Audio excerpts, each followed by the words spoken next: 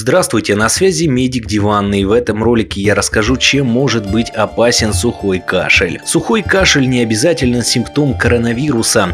Очень часто можно услышать, что сухой кашель намного хуже, чем влажный.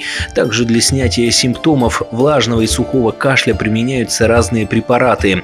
С чем это связано? Для того, чтобы ответить на этот вопрос, нужно понять, чем вызываются данные типы кашля. Дело в том, что сухой кашель вызывается раздражением слизистой оболочки дыхательных путей на фоне воспалительного процесса. С этим симптомом часто связаны такие состояния, как аллергия или астма, гастроэзофагиальная рефлюксная болезнь, коклюш, а также состояние, когда воспалительный процесс только начался, то есть произошло заражение каким-то вирусом или бактерией под действием токсинов, которых и начинается развитие воспаления, изменяются свойства мокроты.